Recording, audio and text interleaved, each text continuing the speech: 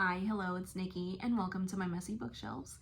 Today, I am here with a tag video for a Tag Tuesday video. I am finally catching up on some tags. I took a couple days off, and I am catching up on some tag videos, because I have quite a few of them. Even though I love them, they are the ones that I ponder the questions so long that it takes me forever to put them out. But this tag is the Booktuber name tag, which was created by Aaron at Aaron Read a Book or Aaron Read a Book, and I was tagged by the lovely Pat at Book Chat with Pat. So these prompts are too fun. The first prompt is books I'm not reading, a book that's been on your TBR forever. So at the time that I wrote these questions down with the intention to film this video, I said The Time Machine.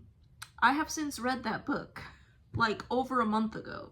So the book that has been on my TBR probably forever, as long as The Time Machine was, is Dune. And I don't know why I haven't read it. I just keep getting in, like I can't get past the first couple pages. Eventually, I think I'll read it. Everybody keeps telling me that I'll like it. I have friends that love it, but yep, that is one, and I apologize. I am always apologizing for my pups.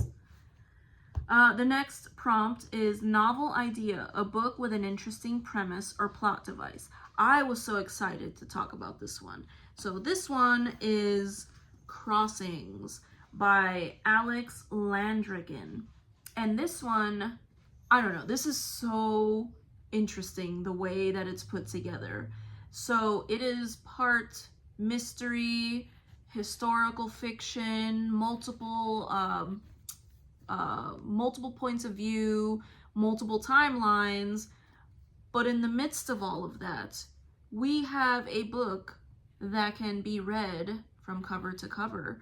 But the way that you are supposed to read it, and I saved a page here, the way that you are supposed to read it is you get to certain pages and it'll tell you, like right there, it tells you to go to page 175 and then you read that section. And after that, it will tell you what page to turn to. So it makes sense reading it cover to cover the way you would read a normal book. But it's even more mysterious and enjoyable if you read it the way that the book tells you to read it. I don't know how this person did this, but it was fascinating, and it was actually a really great book. It is a book that has timelines taking place in 1940s Paris, and it has another point of view taking place some years earlier, some years after, in or on some Pacific islands. So there is magic, there is mystery, there is intrigue, there is like a curse. It is fascinating, and I cannot believe I haven't heard more people talk about this book because it is just so fascinating. So I loved it. And next prompt, Revenant Reads, a book where someone has returned from the dead. I'll just say the Wheel of Time series.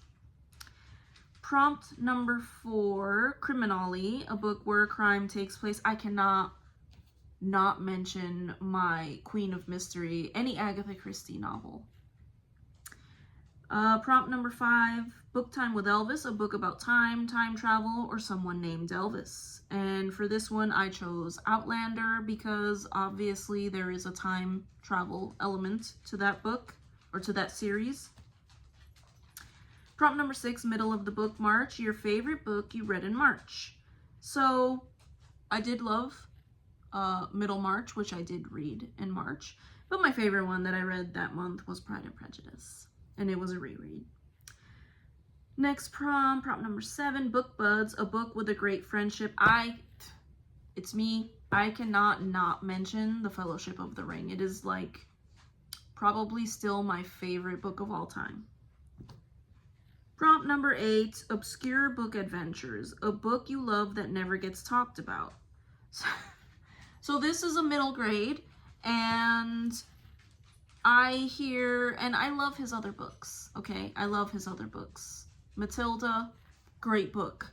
Charlie and the Chocolate Factory, great book. The Twits, you get it, great books.